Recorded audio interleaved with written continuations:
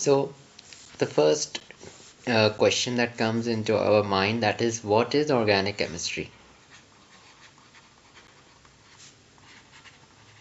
Organic chemistry. Organic chemistry is basically if we write the obvious definition, it will be the study of organic compounds. Okay, so the question then arises that then what is organic compounds? Organic compounds are those compounds that naturally occur, okay, in our ecosystem. In our previous topics, we studied about inorganic compounds. Okay, so those compounds that naturally occur are organic compounds. So, if you want to consider the number, okay, so like I differentiated, I categorized with organic and inorganic compounds. Okay, so what is the percentage of this in our world? How many inorganic we have? How many organic we have? So if you try to estimate, you have around, it's just an estimate, rough estimate, that you have only 1% of inorganic compounds, you have 99% of organic compounds, because naturally, okay, you have many organic compounds. Each and everything you see has an organic compound in it that naturally occurs. Okay, so that is the percentage composition between inorganic and organic compounds. Clear?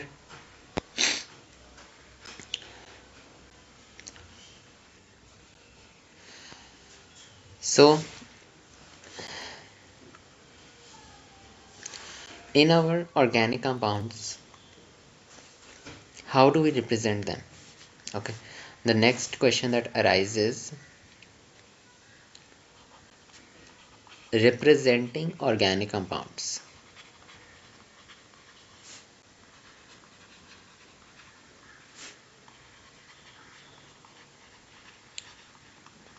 So organic compounds can be represented by 5 methods. Okay, there are 5 ways to, I would say, present organic compounds. Now, what are these 5 ways?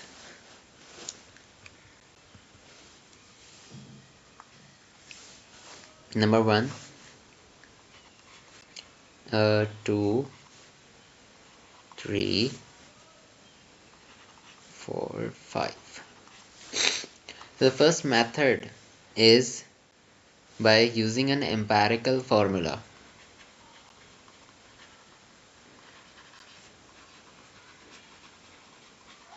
First method. Second method, molecular formula.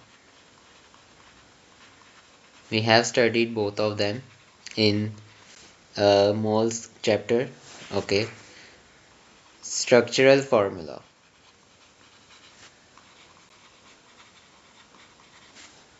Then displayed formula.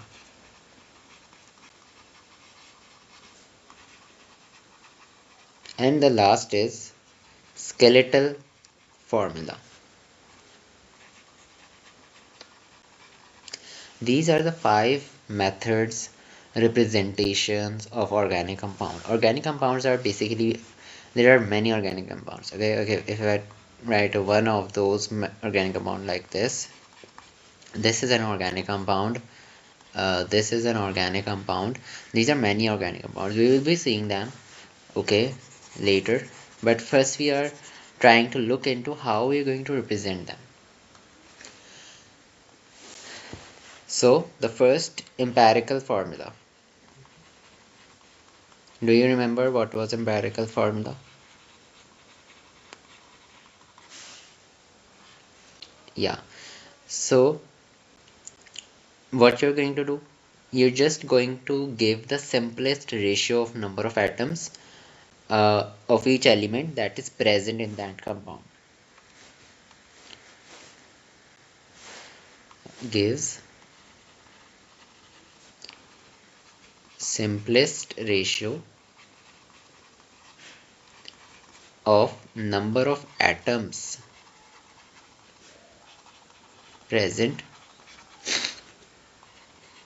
of each element. There could be multiple elements in that compound.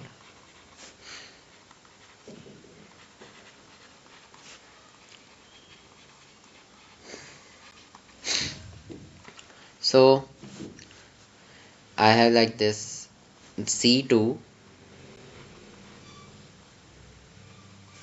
H4 O2.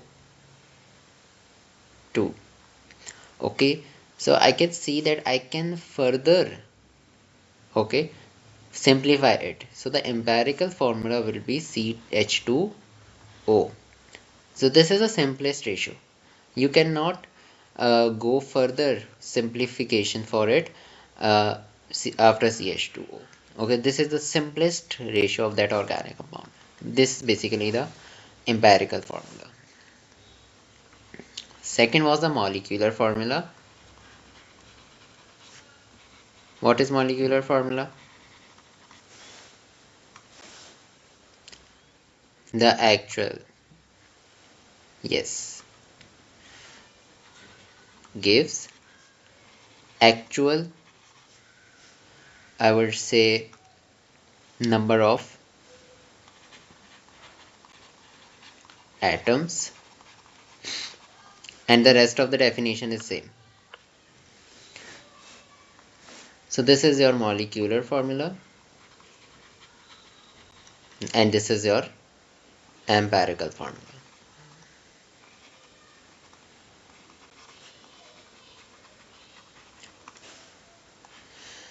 Next is your structural formula. From the structural formula, the name gives us the idea about what it represents.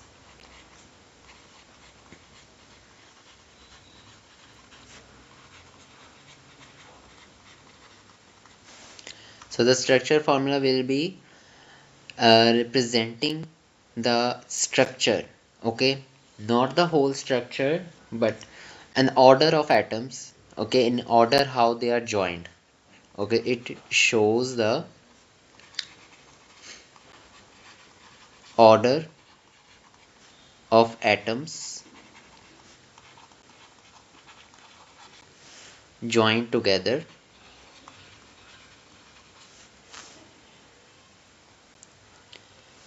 in an organic compound. So I'm just writing some organic compounds here. So ethane, okay, I have ethane. Ethane has a molecular formula. First I'm talking about molecular formula, that is C2H6. Okay, but I don't know what is the structure of this compound. Okay, I don't know whether this carbon is attached to another carbon or not, whether where the hydrogens are placed in the organic compound. How would I know that? From the structural formula. Structure formula would give me that first carbon is attached to three hydrogens, then it is attached to carbon, and that carbon is attached to with it along and three hydrogens another. Okay, so this is giving me the structure, the whole structure of it. Similarly, you have one more example you can write here. Propanoic acid. Propanoic acid is like this: C3, it would be 8 and O2. Okay, so now I don't know what is the structure, but if we write the structure formula, it would be CH3, CH2, COOH. This would be 6, 5, 6. Okay, I hope it's clear.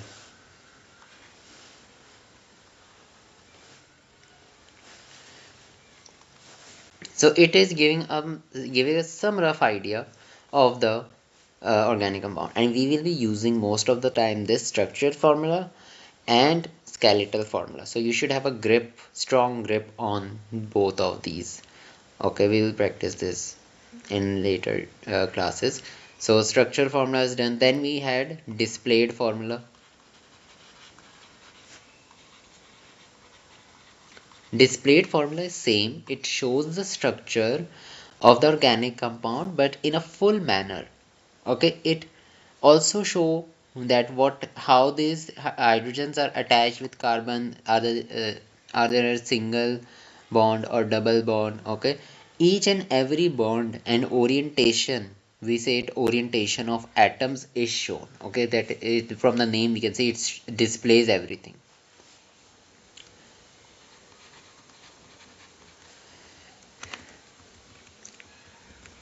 Now when I like fully displays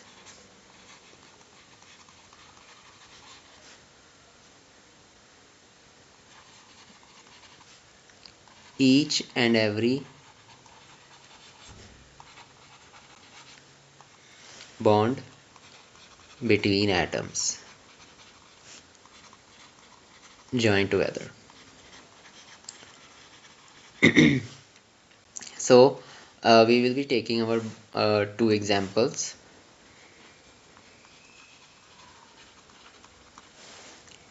So we have carbon. Okay, each organic compound has a carbon chain. Okay, most of the time it has a carbon chain. Carbon is involved in that. Okay, no matter what. So ethane, in ethane we have two carbons. These two carbons will be joined together by a single bond. Okay, in structural formula we don't show the single bond. Okay, if the structure is written like this, I already it is known that carbon and carbon are joined together by single bond. It will not be explicitly written there. Okay, so carbon and carbon, and now you know that carbon is in group 4, so so it has to fully make it full 4 bonds.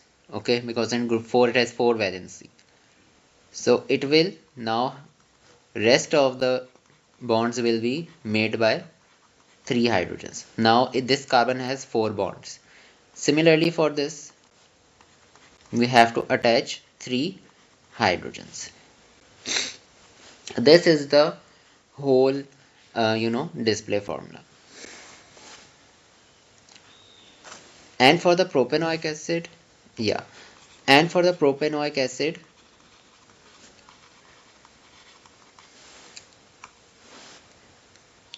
you had C, then C, then C, 3 carbons are there. H, first carbon has CH3, means 3 hydrogens are attached. Second has 2. Okay, you don't need to even look in the structure formula, you can do it directly by yourself, that you just have to count 4 bonds of each carbon. Okay, now for the COH, COOH, this is a functional group that we will study. This is C double bond O is attached there, and on this side we have OH here. Now once mistake the students make is when they are asked to write the display formula, they write OH here. Okay, what is the definition? It fully displays each and every bond. So OH is also bonded, right? So O and H also bonded by a single bond. So this is also here required to show. Okay, this will hold your displayed formula. Clear?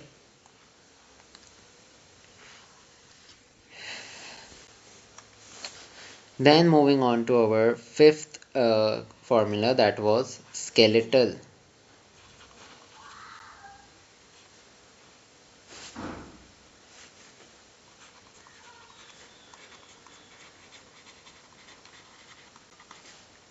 formula.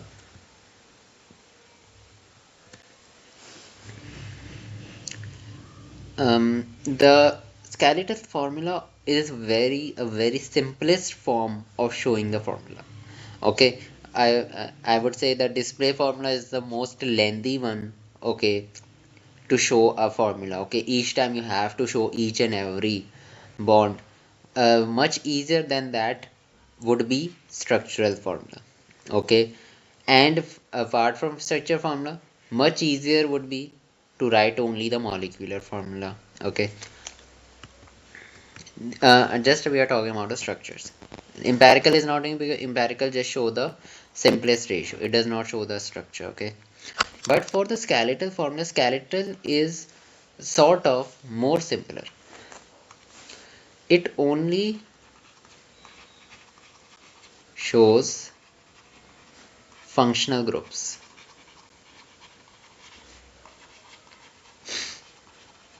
Okay, it only shows the functional groups, and the carbon hydrogen atom, the carbon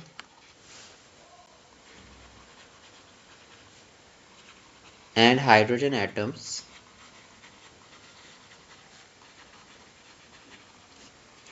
are hidden. Okay, this time we won't be showing carbon hydrogen chains.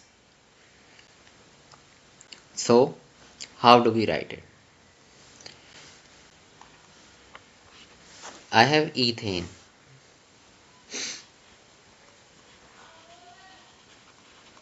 Okay, now you are okay. So for skeletal formula, you must have to know about the structural formula. If you don't know the structural formula, then you cannot draw the skeletal formula. Ethane has had this structure, right? So I would make it much easier that I'm this time I am drawing a single bond here to show that carbon carbon are attached with a single bond. Now, how do we draw a skeletal formula? For skeletal formula, it is sort of a zigzag chain of carbons. Okay, zigzag, which means these corners, okay, the corners and the starting ending point shows the carbon. So this is your carbon number 1, this is your carbon number 2, this is your carbon number 3, 4, 5, 6. It's just an example here, okay? It is not the ethane skeletal formula. So the line between these two shows the first bond. Okay, that carbon and carbon are attached with a single bond. Okay, so here if this carbon is attached with a single bond, how many bonds are left? That are 3 bonds. So it would be CH3.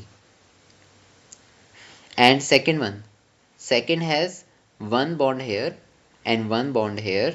So how many more hydrogens are needed? 2 hydrogens are needed to complete the valency.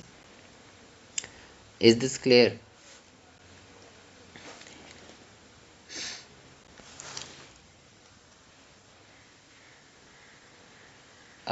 Diff no, that would not be the case. Okay, um, but if you're just drawing with a a rough drawing, then it could be such, but there's no explicitly, there's no logic behind the length, okay, between the lines. Okay, you just draw a symmetrical shape here. So for this two yeah, for this two it would just be a single line. Okay, it would just be a single line because on this side we have one carbon, on this side we have one carbon.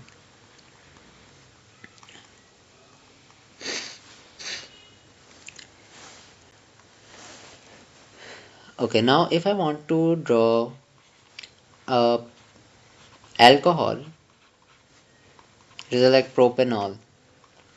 Propanol has a structural formula of CH3, CH2, CH2OH. Now this formula has a functional group at the end. So how we're going to draw that? For that, first you have to count the carbons. Okay, first make the zigzag chain of carbons, 3 carbons. So first 2 will be like this, and second, the third carbon will be like this. Now, how do we draw our fourth, okay, the functional group? How do we draw that? For that, you just have to do what? You can take a single small line here out and make an OH. Okay, so OH has to be written. Okay, what it was written in the definition, it only shows the functional groups. Okay, so these are your carbon 1, 2, 3, and the OH is written at the end. Clear?